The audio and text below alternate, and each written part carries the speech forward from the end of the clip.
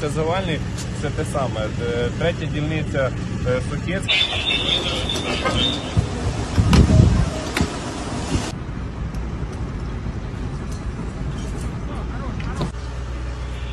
Пробуєш далі туди зайти. Будемо направляти.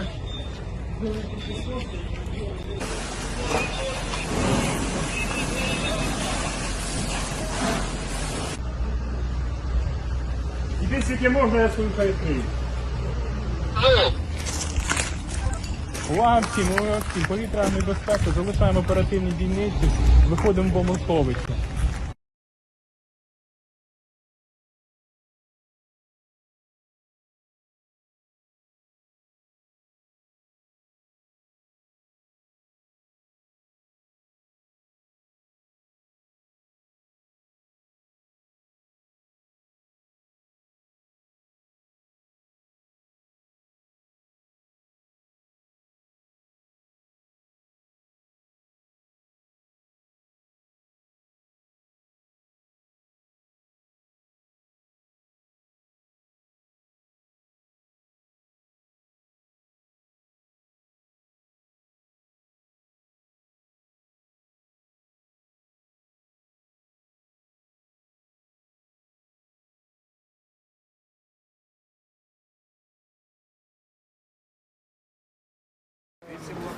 Зараз.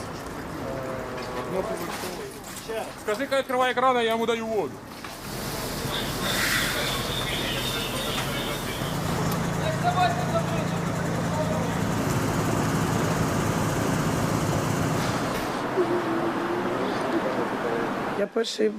In the very beginning, during the first explosion, I was at home with my little son.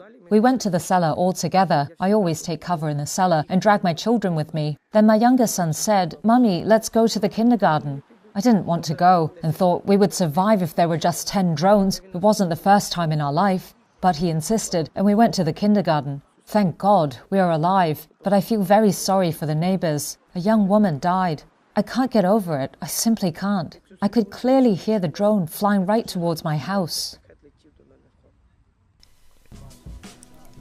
Shalom, welcome to another video, and as always, before I get started, I want to give all praise, honor, and glory to the Heavenly Father and His only begotten Son, Yahweh, Bahasham, Yahweh Shai, Bahasham, Rachodash, and next double honors to the head apostles / elder bishops of the great millstone who teach and who rule well, peace, blessings, and safety. To all you sincere Akim, keep pushing, keep believing, and keep the faith, regardless of what people hear or whether they forbear.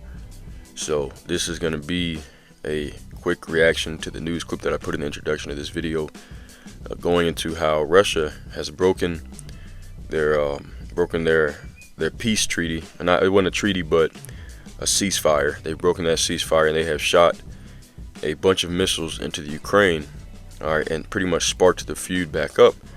All right, and you saw in the video that a lot of destruction happened. And essentially, this is just more fuel to the fire, all right, for World War III. Okay, and what we're seeing happening is that, Esau, all right, is fighting amongst himself.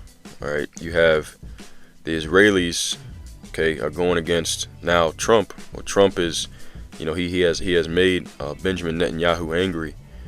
All right, I forgot exactly what he did to do it, but now they're fighting amongst themselves. The United States pretty much abandoned the Ukraine.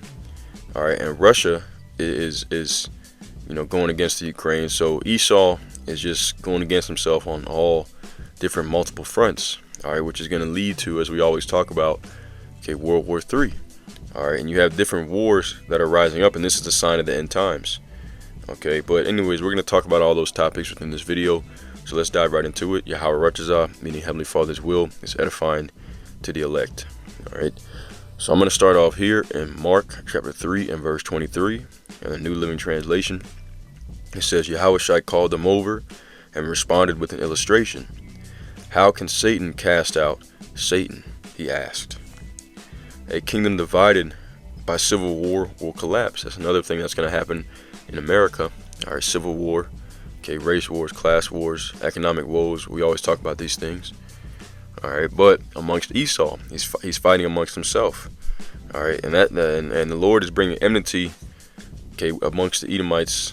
Okay, on a macro level, you have Edomite countries going to war with each other. Okay, and on a micro level, okay, their families are divided. The Edomite woman is against the Edomite man. All right, so a kingdom divided by civil war will collapse. Similarly, a family splintered by feuding will fall apart. And if Satan is divided again and fight against himself, how can he stand? He would never survive, and that's what's happening. Okay, the adversary is fighting amongst himself. Europe and the United States aren't getting along. Okay, Canada and the United States aren't getting along. Russia and Ukraine. Okay, United States and the creation state of Israel. Okay, the Israelis, they're not getting along. All right, so the Edomites are just, once again, on a macro level, on a large scale, they're fighting amongst themselves. Even on the micro level, in their communities, okay, you have liberals versus conservatives. Okay, you have the Democrats versus Republicans. All right, and they're split, they're divided. Okay, and this is the omen of their downfall. All right, let's go to Matthew 24. Okay, the Lord prophesied of this. When the disciples came to him, they asked him, what shall be the end of this world, this age? This is Matthew 24:3. And as he sat upon the Mount of Olives, the disciples came unto him privately, saying, tell us, when shall these things be, and what shall be the sign of thy coming and of the end of the world? And Yahushua answered and said unto them, take heed that no man deceive you. For many shall come in my name, saying, I am the anointed, and shall deceive many. And we have that happening. And ye shall hear of wars and rumors of wars. See that ye be not troubled, for all these things must come to pass, but the end is not yet. Okay, so the end has not came just yet, but we do know, all right, that the grand finale of this earth age will be World War III. Okay, nuclear warfare. All right, which we see the stage is being set for that. It says, for nation shall rise against nation, and kingdom against kingdom, and there shall be famines and pestilence and earthquakes in diverse places. All these are the beginning of sorrows. So we're at the beginning of it. Okay, we're just the beginning of the sorrows. Now, let's go to 2nd Ezra 16. The same sentiment was brought out. All right, 2nd Ezra 16 and verse 17, it reads, woe is me, who will deliver me in those days? The beginning of sorrows and great mournings, the beginning of famine and great death, the beginning of wars, and the powers shall stand in fear. The beginning of evils, and what shall I do when these evils shall come? All right, I'm going to skip down. Okay, going into wars. 2nd Ezra 16. Okay, in verse 33, it says, the virgins shall mourn, having no bridegrooms. The women shall mourn, having no husbands. And their daughters shall mourn, having no helpers. For in the war shall their bridegrooms be destroyed, and their husbands shall perish of famine. Okay, which the famines have not hit. All right, but we're seeing the wars. They called it that war between Russia and Ukraine. They call it the meat grinder. Okay, a lot of men. They were for a while. They just going around grabbing up men, in the Ukraine to go fight. All right, to go fight that war, and they're just getting destroyed, man. They call it the meat grinder. Okay, pretty much you go to that war, you're gonna die. And World War III is gonna be the same. All right, anybody who goes off into World War III, okay, especially for America, you're not coming back. It really don't matter where you are, because America's going to get invaded too. So, this is the judgment of the Lord. Let's go to Isaiah 34, and we'll close out with that. All right, Isaiah chapter 34, and you see it's entitled God's Wrath Against the Nations. It says, come near, ye nations, to hear, and hearken, ye people. Let the earth hear, and all that is therein, the world, and all things that come forth of it. For the indignation of Yahweh is upon all nations, and his fury upon all their armies. He hath utterly destroyed them, and he hath delivered them to the slaughter. Okay, it says, their slain also shall be cast out, and their stink shall come up out of their carcasses, and the mountains shall be melted with their blood. Okay, this war is going to be nuclear. All right, it's fought with advanced weaponry and technology. It says, and all the hosts of heaven shall be dissolved, and the heavens shall be rolled together as a scroll. This is imagery of the nuclear mushroom cloud. And all their hosts shall fall down as a leaf falleth from off the vine, and as a falling fig from the fig tree. For my sword shall be bathed in heaven. Behold, it shall come down upon Idumea and upon the people of my curse to judgment. Idumea is another word for Esau, Edom.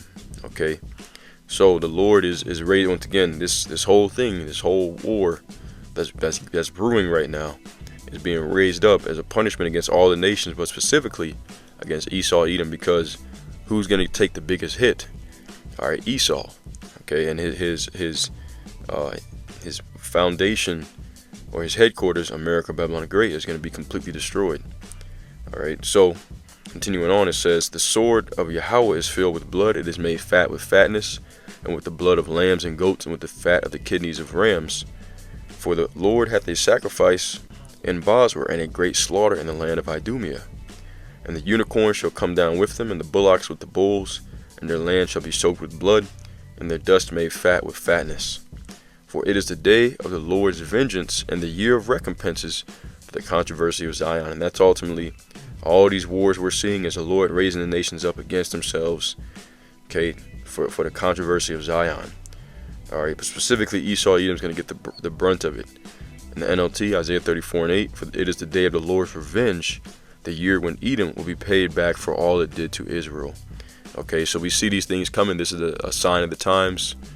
We know that we're getting closer and closer to the end, as the scripture prophesies that this last world war will be fought with burning and fuel of fire. And this last world war would be the final one before the kingdom of heaven comes in. So we got a lot to look forward to.